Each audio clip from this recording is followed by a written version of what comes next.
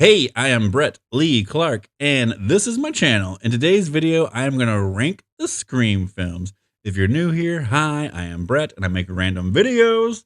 Go check out my 57 video, where I prove the universe is talking to me. It's the whole thing. They talk to me. I see 57 everywhere I go, and Pee Wee Herman shows up. It's the whole thing.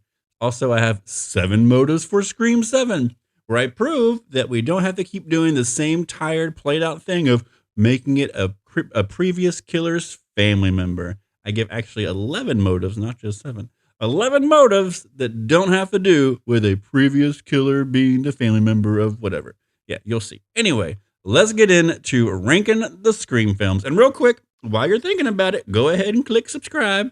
And you're thinking about it because I just mentioned it. So while you're thinking about it, go ahead and click it. Just click that little button down there somewhere. I don't know where it's at. It's somewhere down there, I'm sure.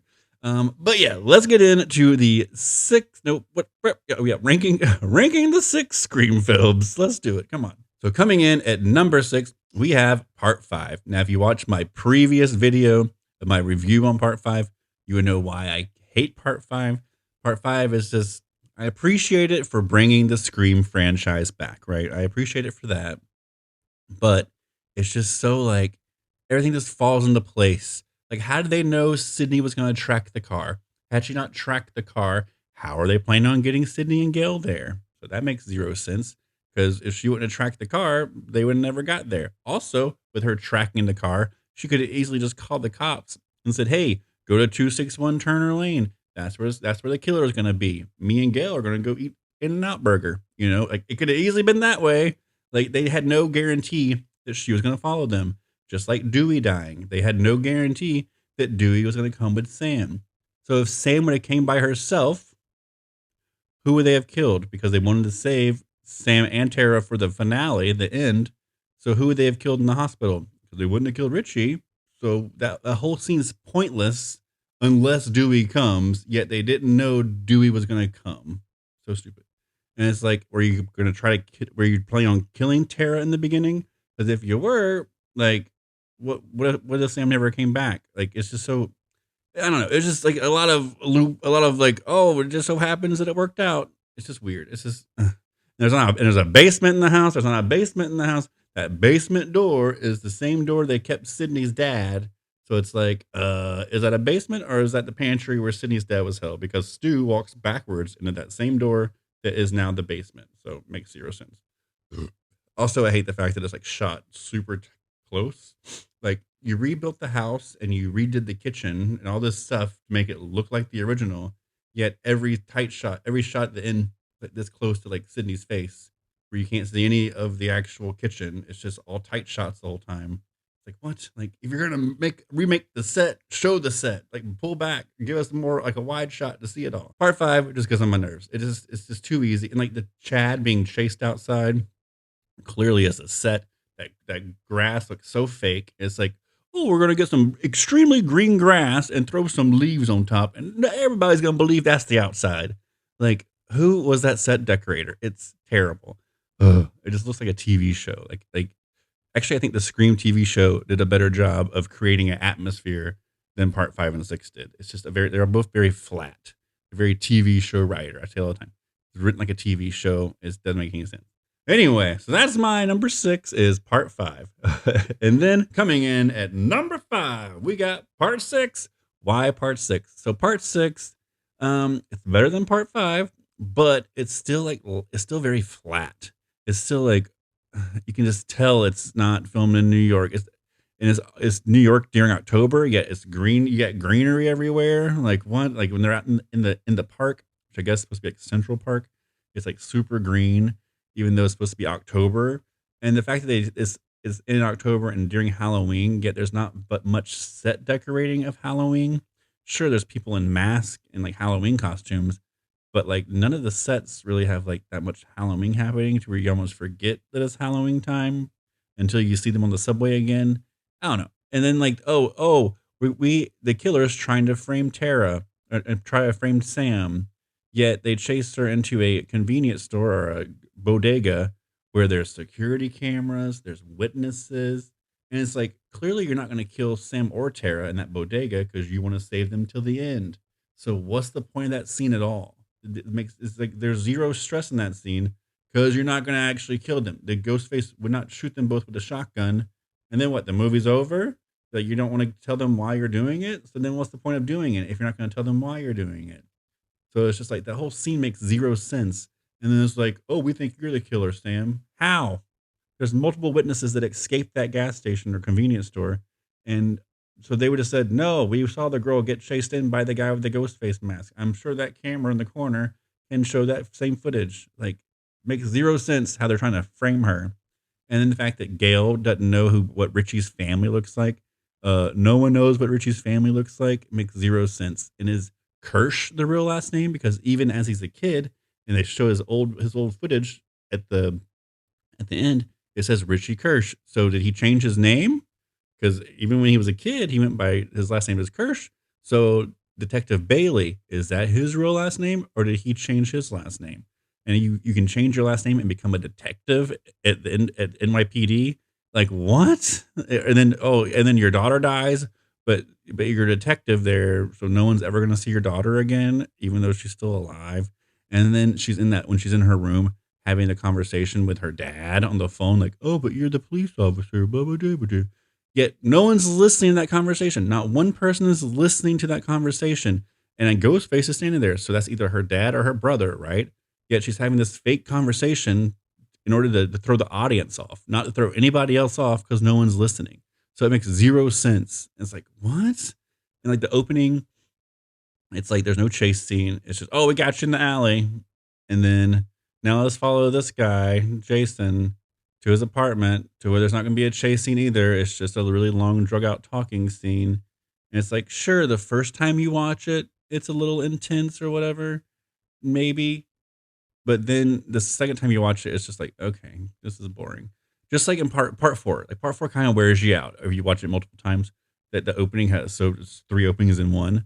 But at least there's chase scenes. At least it's fun. It was cool at first because like, oh my God, we're gonna get to see with the killer. We get to see the killer we get to see it from the killer's perspective.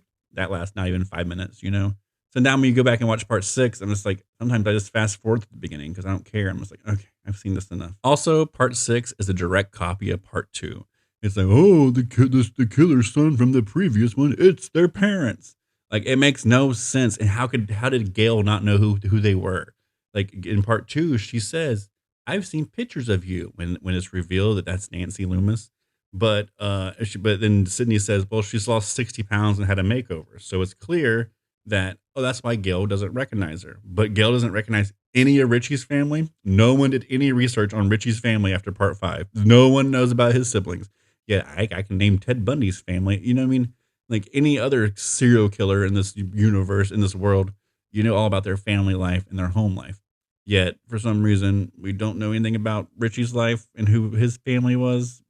Also in part 6, they get Tara gets stabbed in the back with a buck 120 knife. Those knives, the blade's like this long. That would come out the other side of her. And yet at the very end, she's not on the stretcher. She's just walking around. You know, she was like stabbed in the back in the lung. Like, and then she like falls from the balcony and lands on the knife in the stomach. Yet she's just walking around at the end. Like, really? Just like in part 5, Gale gets shot. Yet she's sitting on the ambulance in the end. Like, what? And Mindy with her arm wound is getting taken out in a stretcher. Like, it makes zero sense. Like, I don't get how 2 directors and 2 writers can't comprehend how the human body works. How if you were stabbed in the stomach or shot in the stomach, you'd be on the freaking gurney too. Like in part 2, at least when she gets shot, Gale gets shot, they say, oh, it bounced off your rib. As in, we know for a fact there's not a bullet inside you. But in part 5, she gets shot in the stomach. There's clearly a bullet inside of her. Anyway. Okay, so coming in at number 4, we got part 3. I love part 3. Like, I grew up watching all of them. So, like, between part 3 and part 4, like, that was the new one for me. So, from, like, 2000 to 2011, I watched part 3 a lot. Even though, like, it wasn't my favorite of the bunch, I still watched it a lot because it was the newer one. And I love Parker Posey. I love the fact that part 3 is a Gale and Dewey movie. It's like less Sidney, more Gale and Dewey. It's like they finally get their time to shine. So I like that about part 3. I wish there was more gore in part 3, but I do like the comedy aspect. I like the movie within the movie. the set designs. That's pretty cool.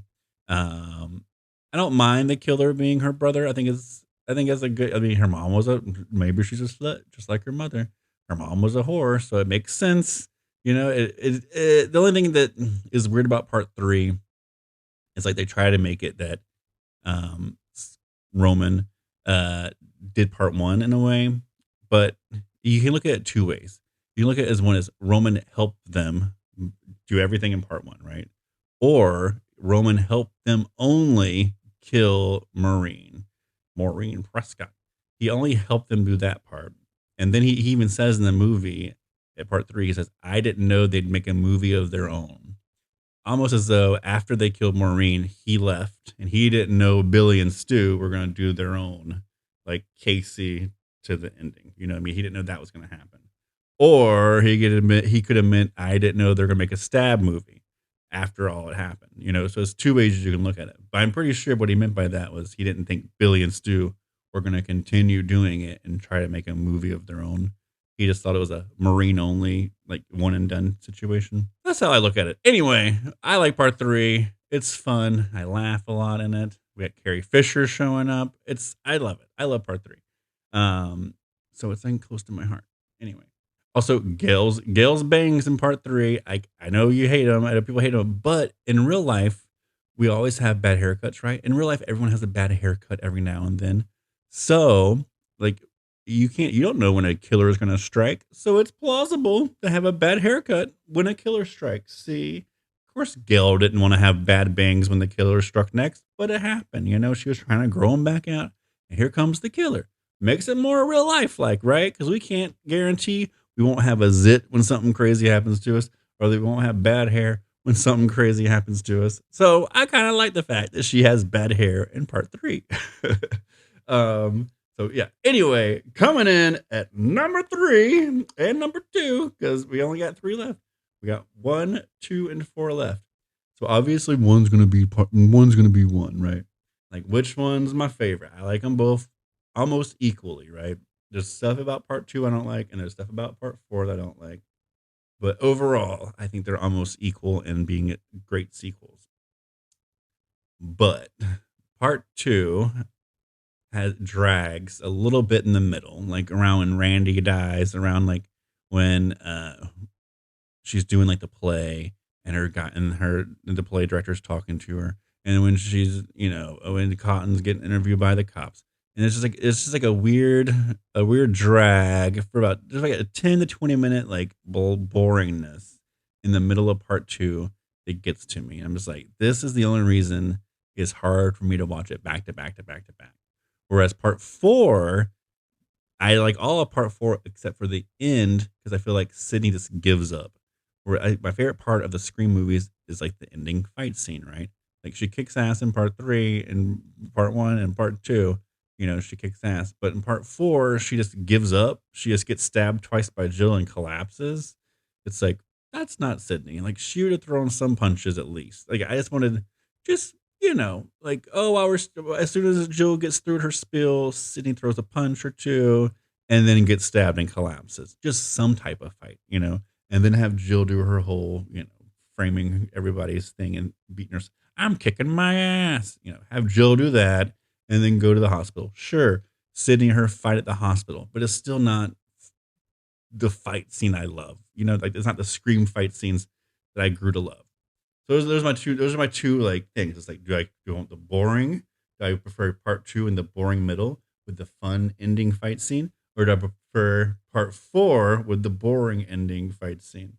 So coming in at number 3, part 2. Okay. Part 2, number 3. Again, I like them. I like part 2 through 1, 2, and 4 pretty much equally. But coming at number 3, I'm gonna have to give it to part 2, just because of the slowness around the middle. Something in there just kind of slows down just a little bit and makes me a little bored when I watch it. I don't know what it is, but that's why part 2 is coming in at number 3, because it kind of drags just a little bit in the middle. And then coming in at number 2, we got part 4. I love part 4. It's great. It's the best like remake like making fun of remakes. I love Kirby in it. She's great. Also, part four, I feel like it's one of the most believable motives. Like, oh, she's mad or she wants to be famous. Like that's a smart motive. Like she clearly doesn't care about anybody, doesn't care about her mom, doesn't care about her friends, and she has a cousin who's famous, and she's like, oh, I can have the same fame if she was probably clearly born a psycho or born a little bit off. So yeah, she doesn't care about anybody, and she realizes, oh, I could be famous if I live my life just like my cousin. Like it makes sense. Like I think that's one of the smartest motives of the entire franchise. Maybe even better than part one. Because like part one, you're killing her because your mama left you. Like go kill your mama. Like what? But yeah, I think it's one of the best motives of the entire series. So that's why you should go check out my motive video. Because my motive video, I have give you 11 motives that are not about, oh, my son was the killer, so now I'm mad at you for killing my killer son. Like it's so stupid and so played out. Part 2 was fine. Part 6 is played out. Also, part 4 has the greatest like final line where she's like, "You forgot the first rule of remakes, Jill. Don't fuck with the original." I love that line. You know, the great line. Come on, good job, Sidney. And then coming in at number 1, the drum roll. What could it be? It's number 1. What? Oh my gosh. I actually saw part 1 in theaters, 6th grade. I saw it with my brother at the Dollar Theater in Augusta, Georgia. And I can still remember where we sat in the theater. This is like what, 30 years ago.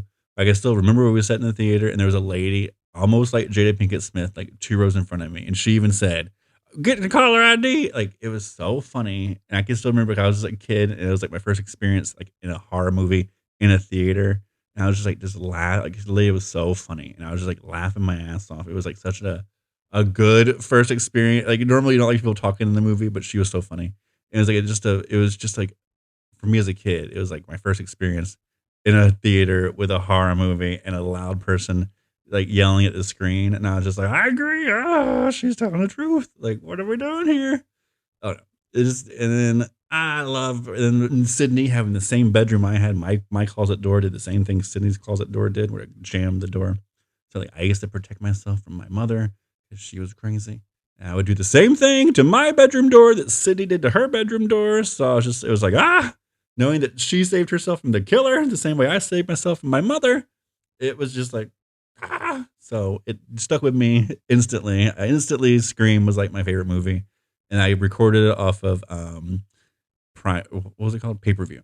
So we used to have pay-per-view, kids, where you have to pay for a movie. It's like streaming nowadays, but the movie would only last for so long on your little cable box. So, but you could record it with a VHS tape. So I did that. So I bought it. I bought they had it on pay-per-view. It was the unedited version where it shows the guts spilled out of Casey.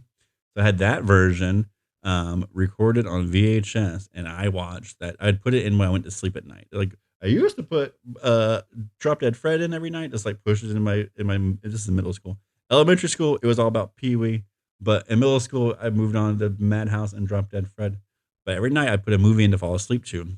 And prior to Scream coming out, it was either Madhouse, Drop Dead Fred, sometimes Pee-wee.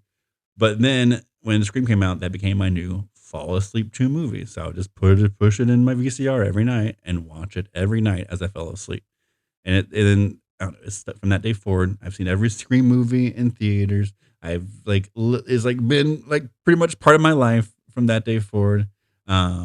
And yeah, I don't know. So yeah, part 1, obviously. There's things in part 1 that I don't care for, like Ghostface in the grocery store. I think that's stupid.